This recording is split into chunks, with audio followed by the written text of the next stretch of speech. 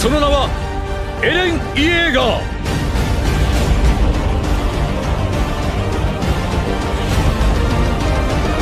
Oh hi tout le monde, j'espère que vous allez bien. Après plus de 3 mois, nous avons enfin eu des nouvelles concernant la saison 4 de Shingeki no Kyojin, mais malheureusement aucun autre trailer, pour l'instant. Nous allons donc tout voir ensemble durant cette vidéo, toutes les informations officielles récemment annoncées depuis la dernière vidéo en mai, ainsi que certains bonus concernant Hajime Isayama, Yuki Kaji, le seiyuu d'Eren Yeager, Mappa et 8 Studio. Allez, c'est parti. 戦え。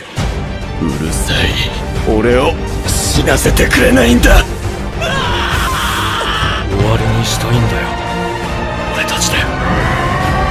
ミカサやアルミン、みんなを救いたいんだ。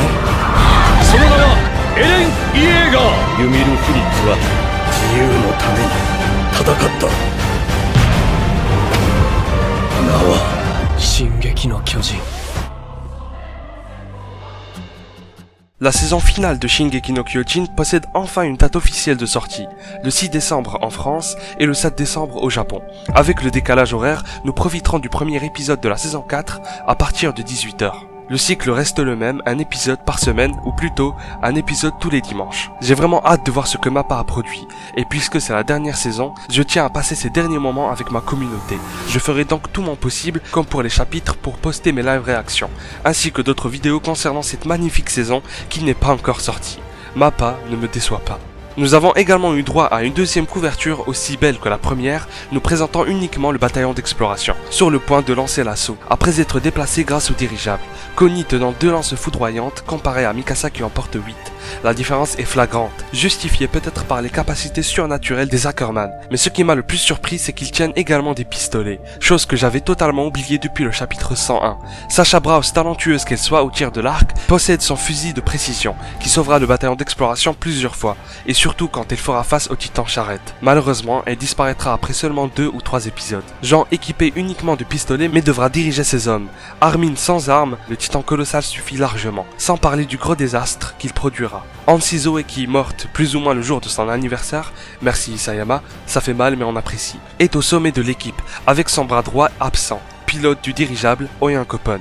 Et parmi ces soldats se trouve une personne qui n'a pas changé ses habitudes, Levi Ackerman, le seul à posséder des lames, ou plutôt le seul à posséder uniquement un équipement spécial anti-titan. Mappa a vraiment réussi le dessin de ce dernier, son expression est parfaite, l'équilibre formé à partir de la haine et des regrets est tellement bien réalisé. Quoi, et le bonheur, il n'existe pas. Des dessins qui, encore une fois je rappelle, se rapprochent beaucoup du style d'Isayama dans le manga, et à une couverture qu'on a déjà vue auparavant au tome 26, espérant alors avoir une couverture spéciale Guerrier Mar, comme pour le tome 23. Concernant les OST de la saison finale, le mixage est désormais fini. Hiroyuki Sawano a déclaré que le style de Kota Yamamoto, réalisateur de l'OST du trailer, ajoutait quelque chose de nouveau à l'attaque des titans. Nouvelle animation et nouveau style d'OST confirmé. Ça promet d'être incroyable. Comme je l'avais dit dans une ancienne vidéo, on est sur le point de franchir la mer. L'univers Mar est très différent de l'île de Paradis. Alors pourquoi pas transmettre le flambeau à un nouveau studio qui sera en charge de nous présenter ce nouveau monde. Sans oublier que beaucoup de réunions ont été organisées entre le responsable de Mappa et ceux de 8 Studio. L'ancienne vidéo parle de ça en détail. D'après les rumeurs, certains animateurs de 8 et de l'IG Production travailleraient également avec Mappa Studio. Hiroyuki Sawano, compositeur talentueux connu également pour ses OST dans Shingeki no Kyojin, nous a teasé son projet qu'il prépare nommé Attack on Titan Suite. Nous avons hâte d'avoir plus d'informations concernant ce projet. Mais comme il l'a dit, c'est pour très bientôt. Nous apprécions tous ce chef-d'œuvre depuis très longtemps, et depuis hier pour certains d'entre vous. Mais savons-nous réellement tout ce qu'Isayama a accompli jusqu'à maintenant? Voici quelques victoires du manga Shingeki no Kyojin. L'attaque des titans fait partie du top 3 des mangas avec One Piece et Demon Slayer, à avoir eu plus de 2 millions de copies pour un seul tome. Pour SNK, ce fut le 13, qui est d'ailleurs le record de Kodansha. L'attaque des titans a été le seul manga à être nominé pour le Goodreads Choice Award. Et enfin, entre 2007 et 2012, l'industrie du manga rencontrait plusieurs difficultés.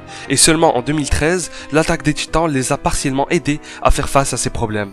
Vous l'avez sans doute oublié, mais la date de l'exposition finale de Shingeki no Kyojin approche de plus en plus. Elle se déroulera à partir du 28 novembre jusqu'au 27 décembre 2020 à Fukuoka, au Japon. L'an dernier, elle nous avait fait part de l'audio final concernant le grand terrassement avec un Armin qui appelle Eren, ainsi qu'un magnifique motion manga, d'Eren contre le titan marteau d'armes et une révélation sur la voix d'Eren et celle de Willy Tybur.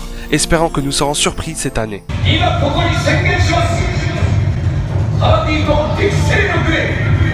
Sensei Goku!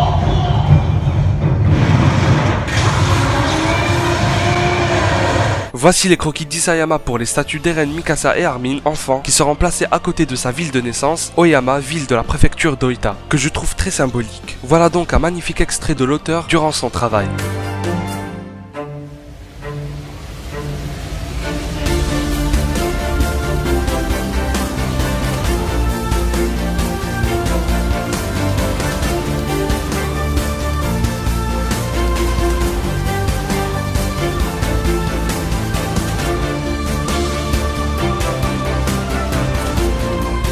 Le doubleur d'Eren Yeager Yuki Kaji nous a révélé un secret concernant sa séance de doublage de l'épisode 18 de la saison 3 nommé Soleil de minuit.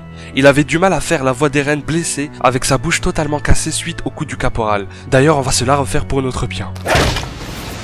Sa solution était de mettre un morceau de pain dans sa bouche pour bloquer un tout petit peu ses lèvres afin de représenter la voix idéale d'un Eren amoché qui parle, ce qui me fait directement rappeler à Mikasa qui force Eren à manger son pain. Drôle de coïncidence. Voici comment Mappa Studio fonctionne. Il faut déjà savoir que c'est un studio de production toujours en cours de développement. Avant de choisir un projet comme l'Attaque des Titans par exemple, ils se demandent si ce projet va leur faire monter en popularité et si ça leur permettra de recruter plus de personnes solides et talentueuses qui produisent de la qualité. En d'autres mots, en termes de critères, ils accordent spécifiquement de l'importance au business, au développement des talents et à la créativité, puisqu'ils cherchent en priorité à faire de bons profits pour l'entreprise comme les autres, c'est normal. Oui, l'animation c'est de l'argent avant tout. Désolé pour ceux et celles qui l'apprennent juste maintenant. Mais ne vous en faites pas parce que la passion reste là quelque part. Mappa Studio sélectionne également les projets qui leur permettra à la fin de laisser de jolis résultats dans le monde. Ils veillent à satisfaire l'audience et font tout leur possible pour que Mappa soit vu comme un studio de production qui réalise de bonnes adaptations. On sait tous et depuis bien longtemps que le manga va bientôt se terminer. Depuis fin 2018, je vous le répète, la fin approche. Isayama avait comme volonté de le finir en 2020, mais 3 chapitres pour clôturer l'Attaque des Titans, c'est presque impossible. Après la sortie du tome 32 ce mois-ci, le 33 a été annoncé pour janvier 2021.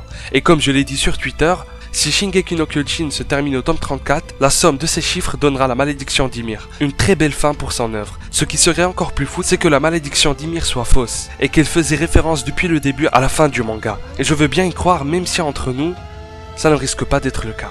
On aura donc 5 chapitres pour la fin, ce qui n'est pas totalement inhabituel, puisque le tome 2 et 4 possèdent 5 chapitres. Et d'après ce qu'a dit Isayama dans son interview de l'exposition finale de 2019, il ne dessinait plus pour sortir un tome de 4 chapitres complets et faire de l'argent. Ce n'est plus le cas, puisqu'il a d'autres objectifs qu'il tend à réaliser en dessinant. Et vous alors, qu'en pensez-vous de tout ceci? Et quand SNK se terminera selon vous?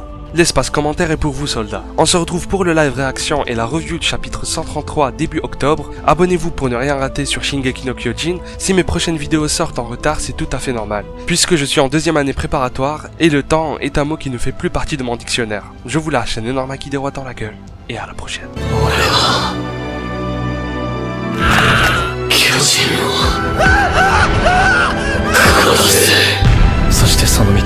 全て一つの座標で交わる」「つまりそれが始祖の巨人だ」「